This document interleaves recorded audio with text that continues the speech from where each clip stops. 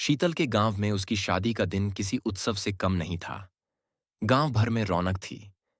ढोल नगाड़ों की आवाज और रंग बिरंगी सजावट ने माहौल को जीवंत बना दिया था।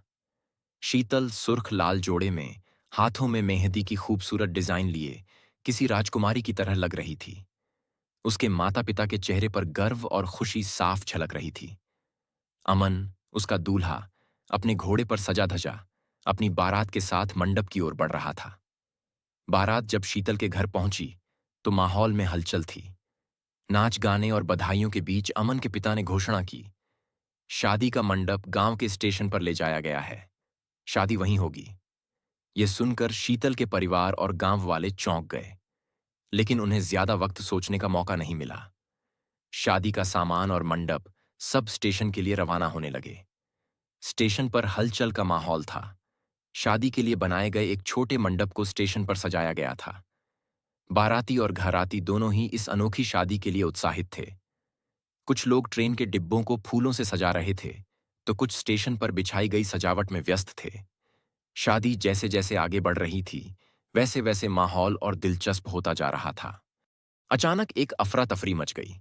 शादी का आधा सामान स्टेशन पर रखा था और बाकी का सामान ट्रेन के एक डिब्बे में चढ़ाया जा रहा था।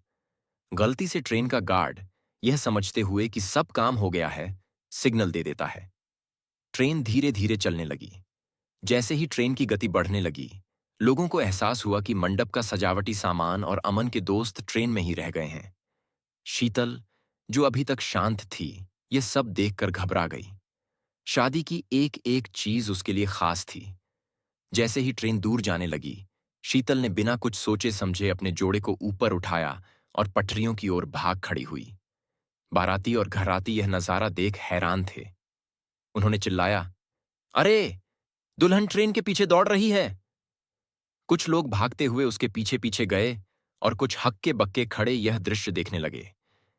स्टेशन के आसपास खड़े लोग सोचने लगे कि यह क्या हो रहा है। एक तरफ सुहाग के गहनों से सजी दुल्हन पटरियों पर भाग रही थी और दूसरी तरफ शादी के मेहमान भागती हुई ट्रेन को रोकने की कोशिश कर रहे थे। शीतल की आंखों में अजीब सा आत्मविश्वास था।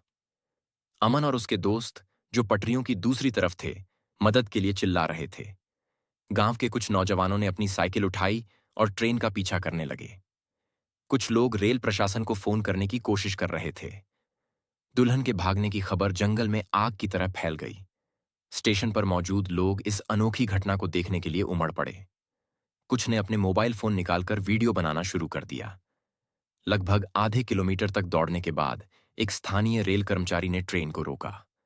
शीतल और उसके पीछे भाग रहे गांव वाले अब हांफते हुए वहां पहुंचे। ट्रेन का दरवाजा खोलकर सामान बाहर निकाला गया।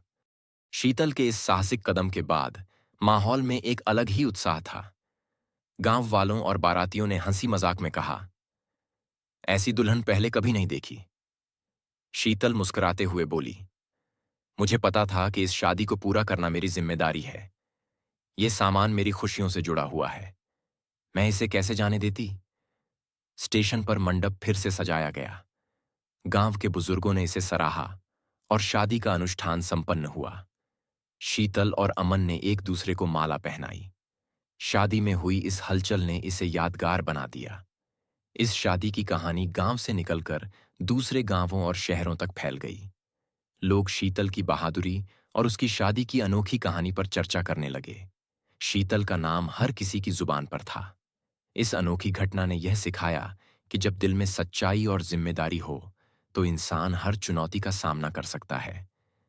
पटरियों पर भागती इस दुल्हन ने अपने हौसले और हिम्मत से शादी को न केवल बचाया, बल्कि इसे हमेशा के लिए खास बना दिया।